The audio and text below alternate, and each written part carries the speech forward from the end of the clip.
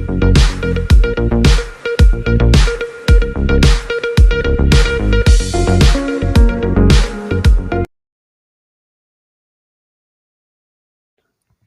को नमस्कार।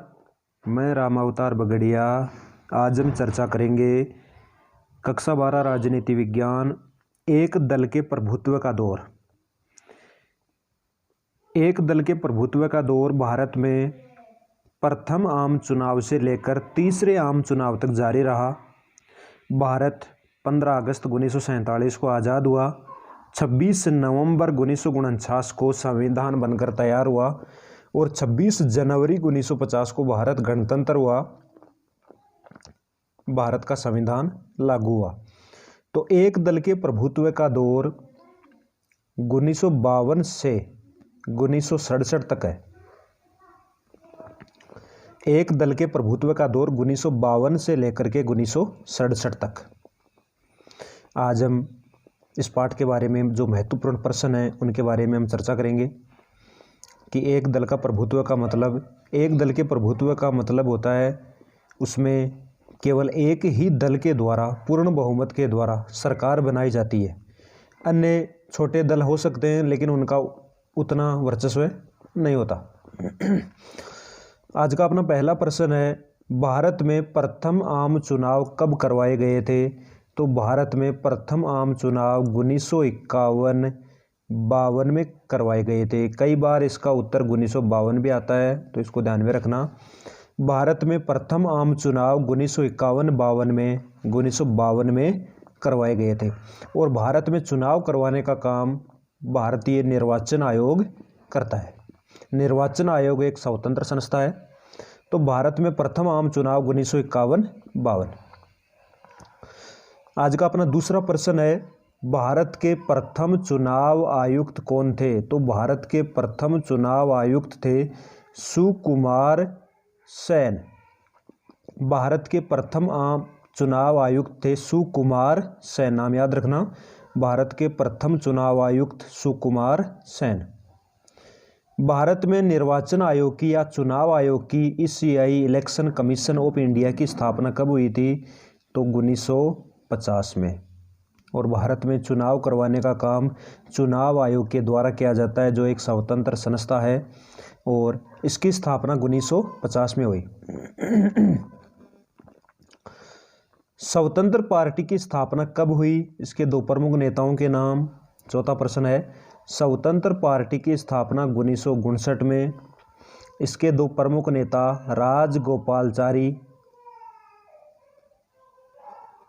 और मीनू मसानी एनजी रंगा।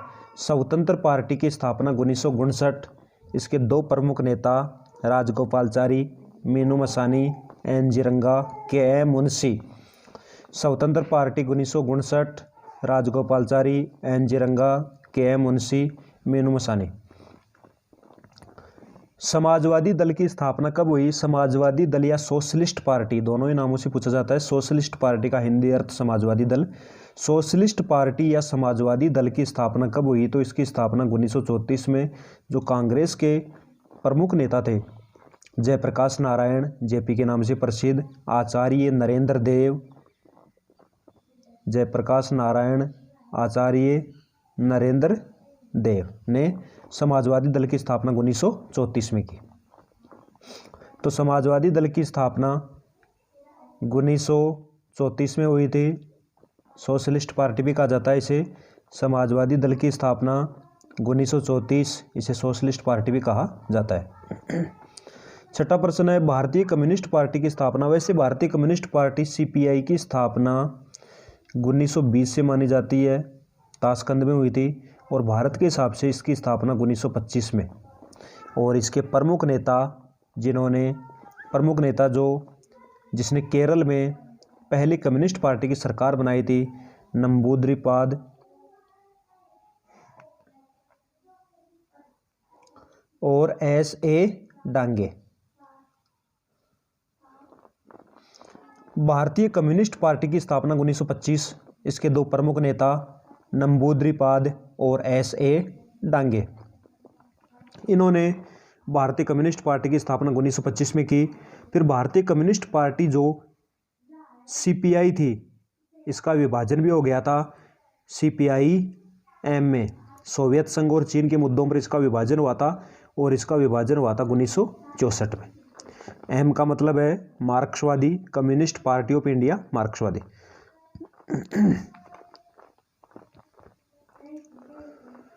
भारतीय जनसंघ की स्थापना कब हुई? इसके दो नेताओं के नाम। 7वां प्रश्न है भारतीय जनसंघ की स्थापना और इसके दो नेताओं के नाम। तो भारतीय जनसंघ की स्थापना 1951 में हुई। इसके संस्थापक सदस्य श्यामा प्रसाद मुखर्जी, श्यामा प्रसाद मुखर्जी। और दूसरा नेता था, प्रमुख नेता दीनदयाल उपाध्याय, जिसने समग्र मानवतावाद सिद्धांत दिया, दीनदयाल उपाध्याय।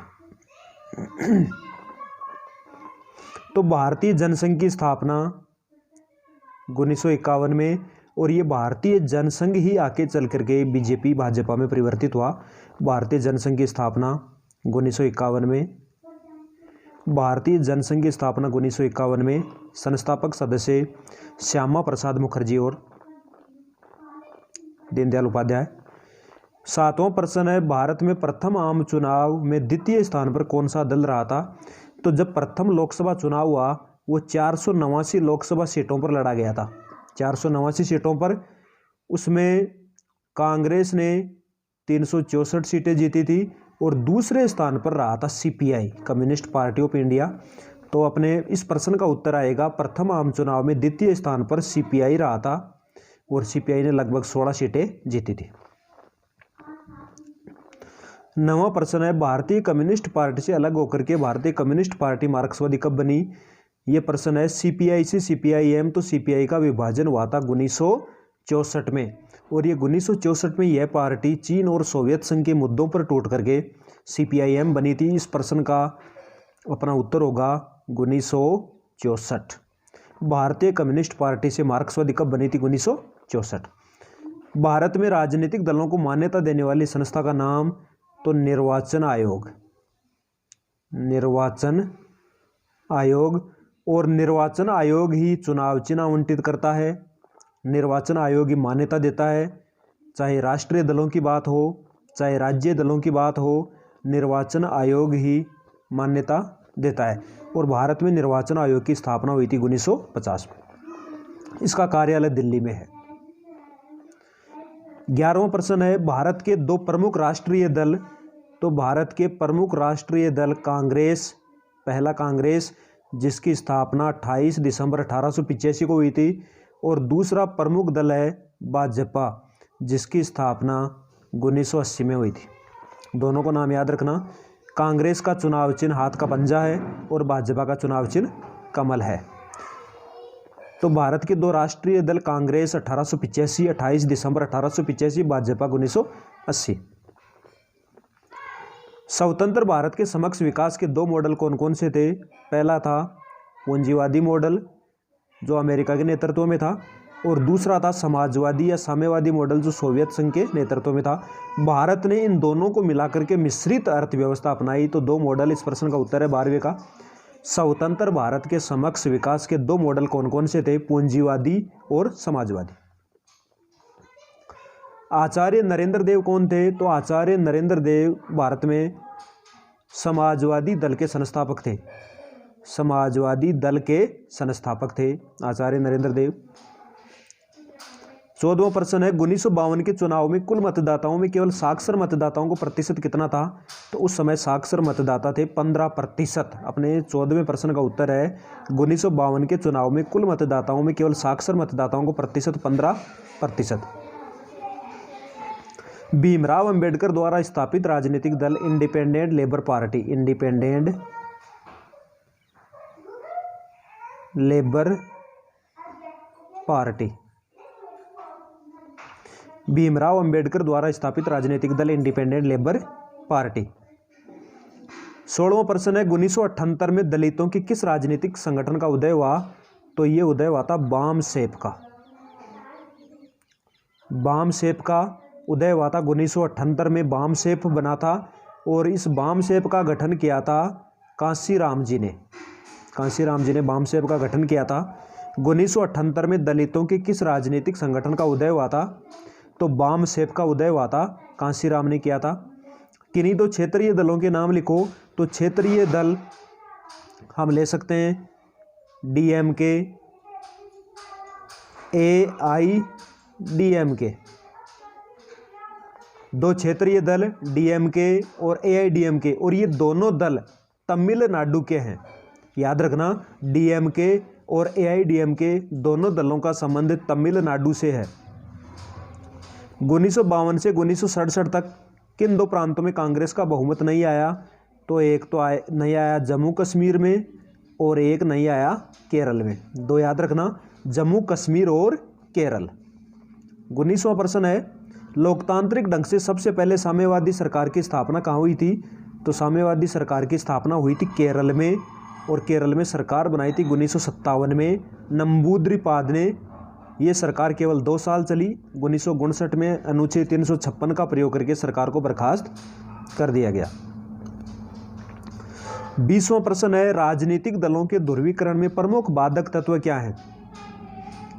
तो उनकी विचारधारा में भिन्नता। उसका उत्तर है विचारधारा में